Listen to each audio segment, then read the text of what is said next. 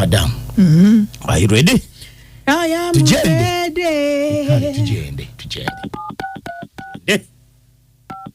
Oh, na.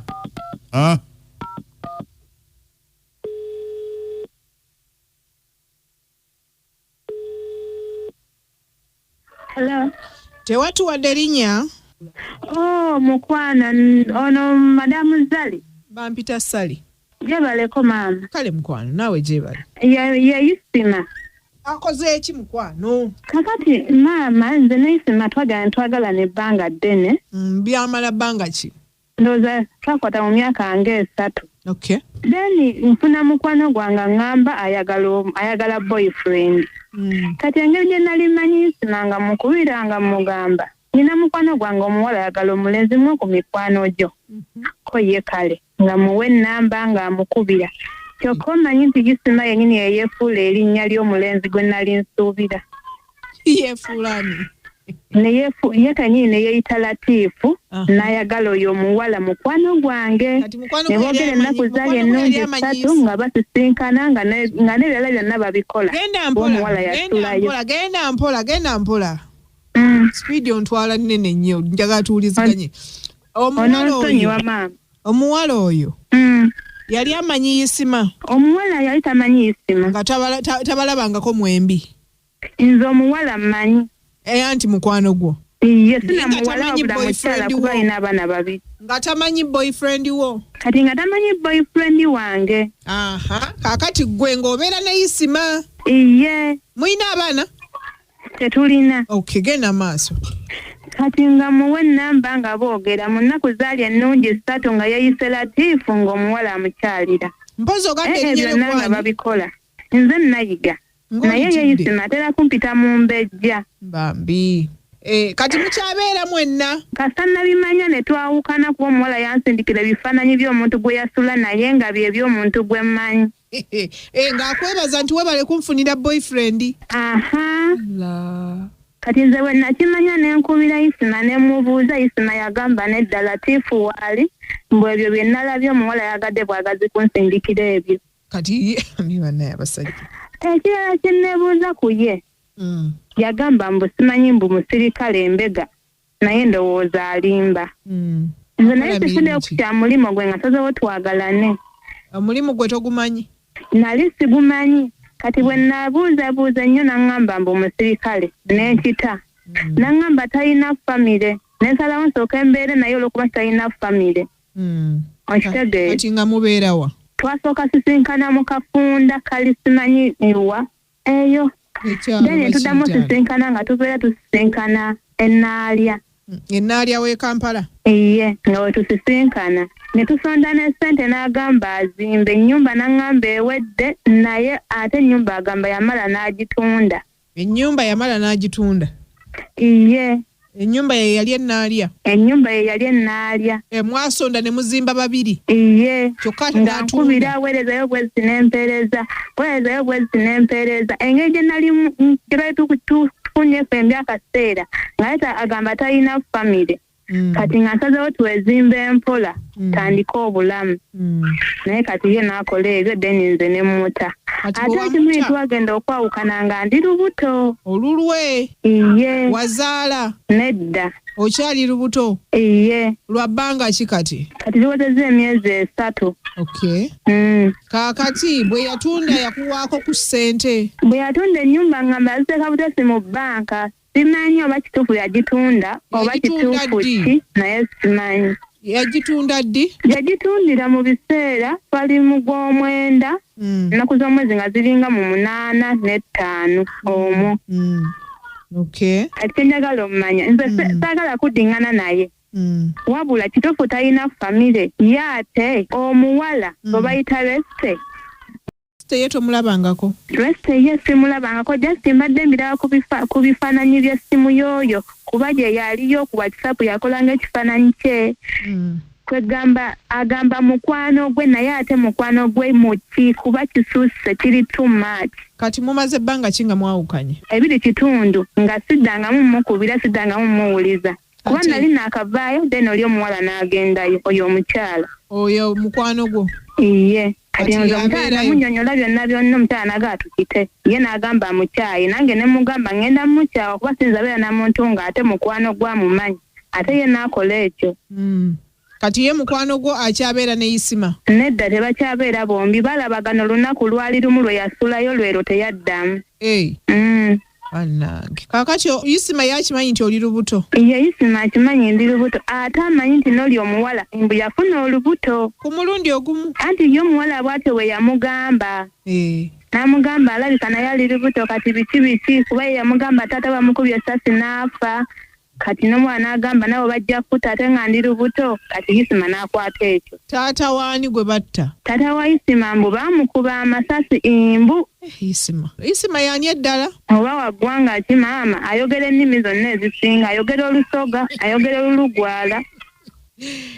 Isima zonna azikuba budinda zonna azoogera oluganda akulaga alusoma alumanyi bw'atuuka ku lulugwala n'alufuuwa bw'atuuka ku kyoli naye nalo n'alugaaya olumutawaanya luzungu naye ng'ate era waba asazeewo nalwa yeekaza n'alwogera naye agamba mbu simanyi imbumbega mukakamu mukwata mpola era gw'oyinza okuya n'agamba lindamu ndi bize mu bukakamu nnyo musirise eyagamba mbumbega newe nasemba ovaayo nga tukyankalanye yali ava mbu simanyi kukola ki mbu simanyi kukwata muntu yenna nga yajja ali bulala n'agamba n'emisango gye mbaddemu gintawaanyiza naawe ate oli mu kuntawaanya kati mbutuufu maama simanyi ewaka yateranga okusulawo ewaka tatera kusulawo ayinawo kampuni gy'asulamu mbwe etwala abantu ebweru bagiyita simanyi job line watera osula ebiseera ebyo bye mwayagalanira mwali mubeera mwembi waka wamu twasooka beera mu kitundu kyekimu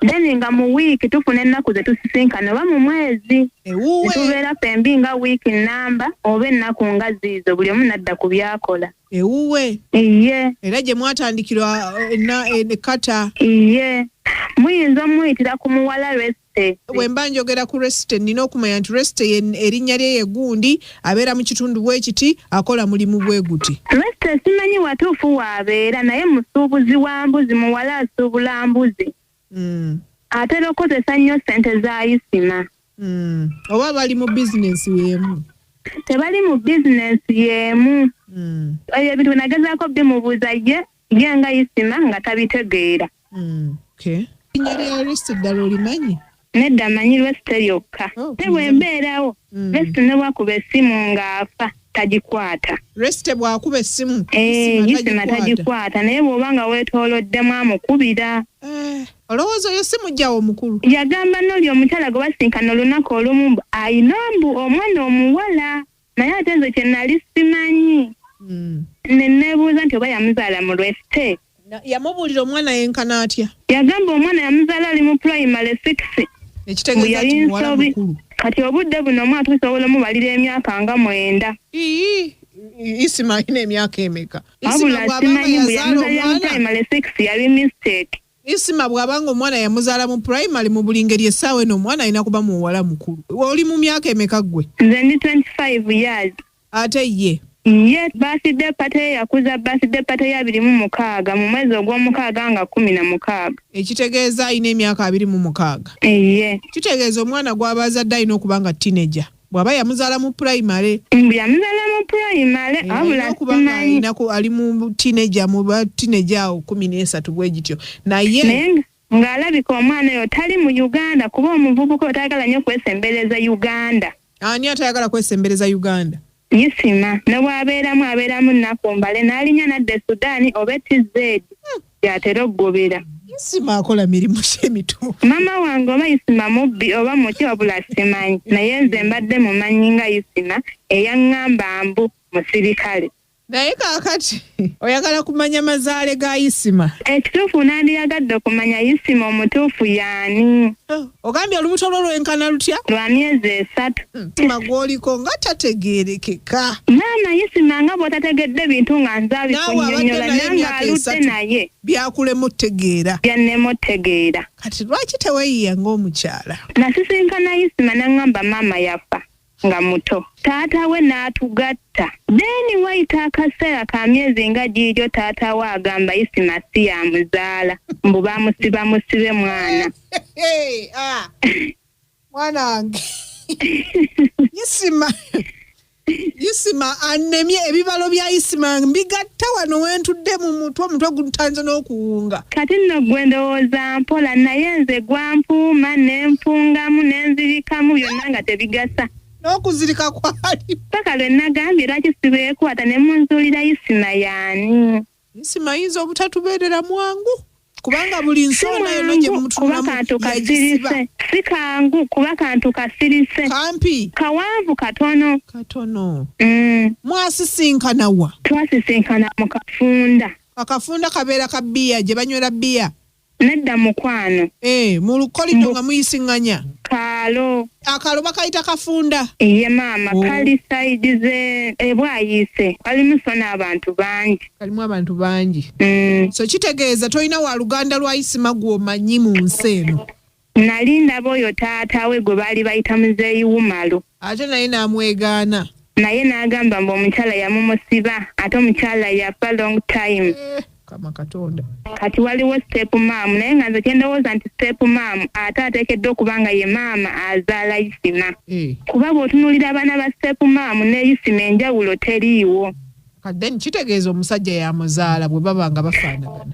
Ate bw'owulira eddoboozi lya Muzeeyi Wumalu n'eddoboozi lya mutabani we tewali njawulo. Kati alayika yasalawo amwegaana olw'enkola z'akolamu. Alayika alina byakola ebitali bituufu. Muzeeyi n'agamba bwe seegaana mwana ono nja kufa pressure. Kati awo nange kyesitategeera bulungi. Ate sirina nnamba ya Muzeeyi gwe twandiyitiddemu naye n'ennamba ya Muzeeyi sigirina. Okola mulimu ki? Nze nsiika daddies ndi mpigi. Kasinga waakiri mmanya omulimu omutuufu gwakola oba singa kale waakiri mmanya erinnya lya resita eryokubiri. Ekyamazima resita eddala sirimanyi. Ate naye mu kampuni mwali munda mulimu omuwala gwe bayita Feeyi. Naye muninkini we? Nkiwa. Waddanga ate bo yabalaga nti bwe yali ennyanjulayo kuba baaliwo n'agamba ono ye mukyala wange mwenna byo gwe muwulira njogerako. Igwe? Era n'agamba ne resita mbu nze nange era mbu ndi mukyala we. Resite n'agamba tekirina buzibu tukwaniriza mu kika naye nga babeera ng'obawulira babeera awantu wamu. Balinga babeera mu nnyumba emu ebiseera ebisinga. Kati awo bwe mbigattagatta mu butuufu bintabula ne binnemotegeera. Ate ekizibu yatwala olugoye lwange.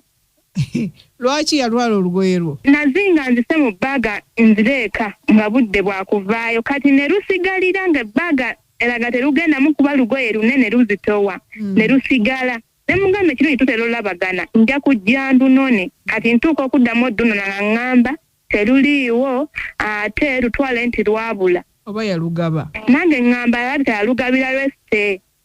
Lwali lulungi? Nga nnungi naye nakajambalamu 1 week. Kuba kyalina kirabo nga mama wange yakimpadde ku birthday. Kale wulira. Ngenda kusaba onnyambe. Onoonyeze amannya g'omuwala oyo resite. Singa oba osobola okunfunira erinnya lya resite ddala oba n'omanyako ne wa waabeera ennamba yo girina? Nsobola ogifuna. Kati eyo kati gattako erinnya lye eryokubiri n'ekitundu waabeera. Ekyo kijja kunnyambako engeri gy'okupenetratinga Isima. Kale maama. Singa mba nsobola okufuna waakiri ebyo. Kale maama. Ebyakola birayika byo byakulema okutegeera mukazi wattu. Kati singa omutegeera. Kale maama ngenda college. Kale mukwano tujja kuwuliziganya. Kale maama neeyanziza. Kale. Naye Isima ali biki? Isima. Omutwe gumpu.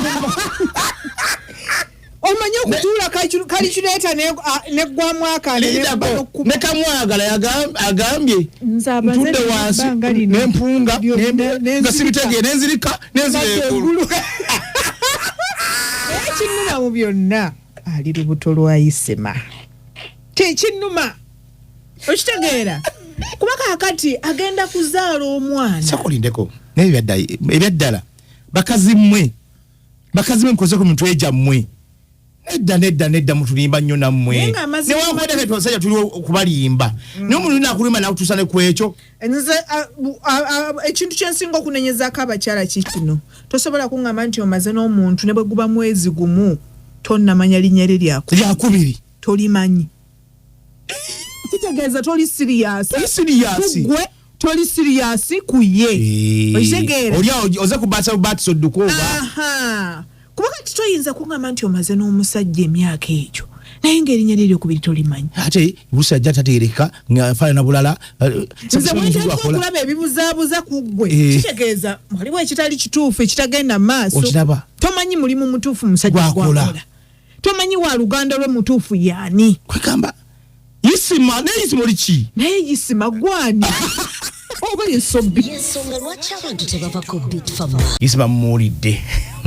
Bannange Sali. Sali nja kusaba abanafu abuza Beat FM naddanga mwana gw'omuwala. Saazo muli muluumula, saazo muli mu Uganda lya nnaku nkulu, saazo muli mu kucamuka, abasama bayingiddewo bakomyewo. Naye mwegendereze bannammwe abawala. Kituufu. Mweberere mu bannammwe bannange. Tukwetugwe okwetagana ebizibu byammwe nga tebikukwatagana. Kati awo nalina bbaawe Yeyisima. Tamanyi mu kigo akola, tamanyi wajabira watuufu, tamanyi family ye, family yategedde ate tata namwegaana, ate simanga olaba abaana balinga bafaana Yisima. Ali lubuto. Tekisinga obukulu mu kyo. Ali lubuto lwa myezi 3. Ekyo kye kisinga obukulu mu kyo. Ali sima ndimbega, aluso akoma akanga tafaanagana tategerekeka, oliza kanwa amaaso, enkyali nayogera mpola mpola, mukaso simanga ayogera ludicha. Ayogera enimi zonna. Oya bajja kulya bulungi. Amatu bulye gali ku layini.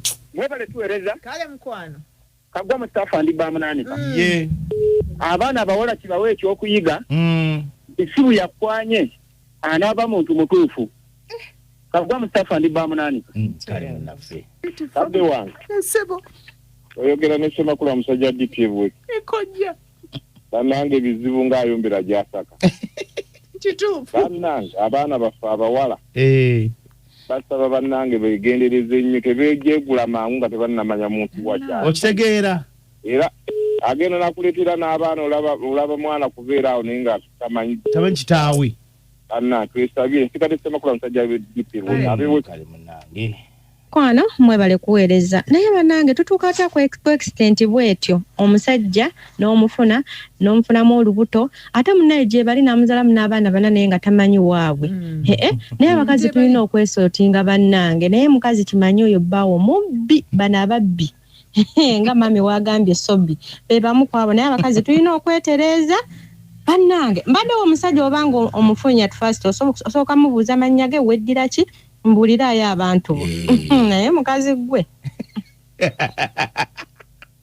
mwana muwala nkubulire kuzza lubuto lwo Yisima mutwale nti yafa ne munsi taliimu kubanga banna byonna byonyumya tebigatta ate naye kennyini ng'omuntu tolisitedde bannange bintu byamwe biri complicated nnyo naye abaana abawala mwegendereze nnyo abasajja be mwegatta nabo kati wulira akyayina layini abawala balinga bameka naye era okyayagala kumanya bimukwatako nze mba nnakutadda n'enkufiisa mama Linda ekawuka Sambagala ku 96.3 Beat FM ekintabuli ky'omuziki.